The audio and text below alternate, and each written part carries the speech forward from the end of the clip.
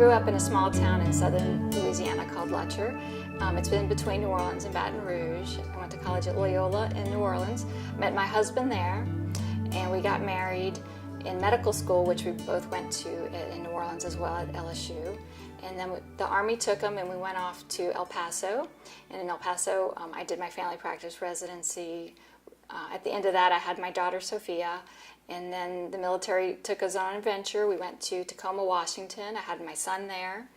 And then we went to Columbus, Georgia, and then here in San Antonio. And we moved here in 2005.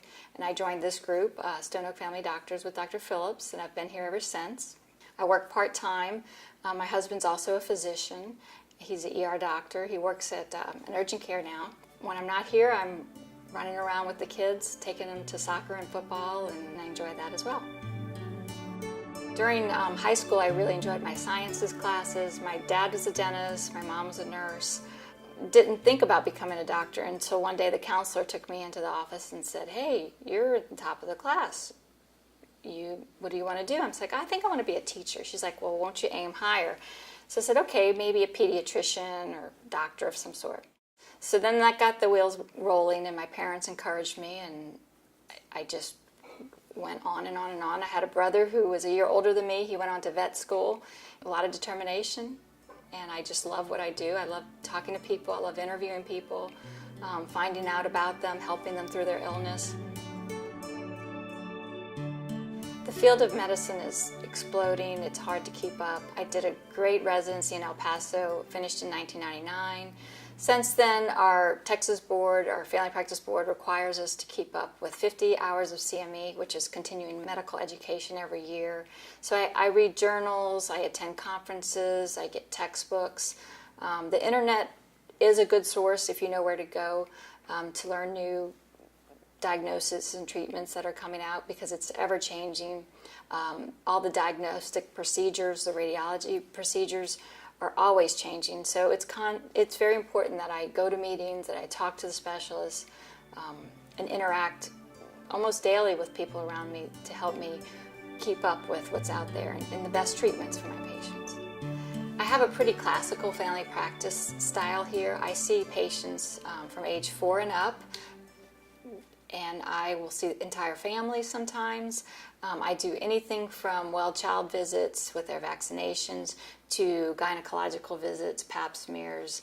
I'll do sports physicals. I treat diabetes, hypertension. I do a lot of menopause, perimenopause issues. I seem to grow in a big practice around that. A lot of listening goes on in what I do. My patients and I have a great relationship. I've had many of them for 8 years now, and I get their husbands, I get their parents, I get aunts, uncles, brothers, sisters. So it's really kind of fun when you can see what's going on in a family. It helps the visit move along. You know them before you walk in, and that's actually very rewarding, and one of the things I really love about being a family practitioner. I treat a lot of diabetes and other chronic illness, and the first thing is for the patient to come to grips with they're not perfect, they have something wrong, but it's very treatable. A lot of it has to do with lifestyle. I try to get them to realize that they have to stop eating out so much and stop eating so much processed foods. So we talk about diet. I try to encourage them to exercise, to get active. And then we talk about the medications, the side effects. We'll go through a couple. We'll find one that works for them, that they can tolerate. And I follow them up as often as they need it. Often it's every 4 to 6 months.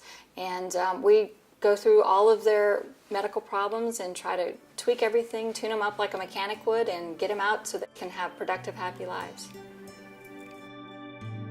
Sometimes there's cases that are very rewarding. I can think of a gentleman who came in several times for pneumonia. He saw someone else first and correctly diagnosed his pneumonia. Didn't get better. He came back in because he was not feeling better 2 weeks later. And I was doing my physical, and I noticed he looked very pale. And again, I've known this man for a while, so I said, "You're not leaving here today." So we did a stat hematocrit, and he was so anemic. I mean, had no blood left. So I rushed him over to the emergency room. And I told him, look, I think you have leukemia. I just knew him so well, there was no other explanation. And sure enough, he did. And the next time he saw me, he had a fruit basket and a big hug, and he said that his hematologist told him that if he hadn't gone to the emergency room that day, he probably would have had a heart attack because he had no blood left. So he survived, he made it through his treatments, and he did very well. So that was rewarding. Those kind of things really also help me to keep doing what I'm doing to help people. We have a lot of wonderful services here at Stone Oak. One of them is our walk-in clinic where patients can come in at any time and see a physician for their acute illness, say a sore throat, they're just not feeling good, things of that nature. I do a walk-in clinic once a week as well for all my patients because I'm only here part-time, and they can come in for follow-up on their chronic illnesses as well. So that helps them have access to me. We also have other things here like a bone density test. We have x-rays. We have a lab service. Quest will draw blood here so that patients don't have to leave. We can do peak flow spirometry for lung function. I do pap smears. We can do echoes here. We have a technician that comes in and does those once a week. So there's many services where the patient doesn't even have to leave this building. And if they have to go do a special x-ray down the street, is a couple of very nice facilities we can send them to. And if we have to use the hospital, we use North Central Baptist, and that's always a nice experience for our patients as well. If there's something that I can't take care of here in the clinic, I have a close relationship with many specialists in all fields. I can call their nurses, get them in soon. If I need to, I can actually call the doctor themselves. I text them, I have their cell phone numbers. And if someone needs to be admitted to the hospital, I don't personally go into the hospital to treat them, but I send them to North Central Baptist and the hospitals will take over. Occasionally one of the doctors here, if it's something simple, they'll take over the care of the patient while they're in the hospital. I always get reports back.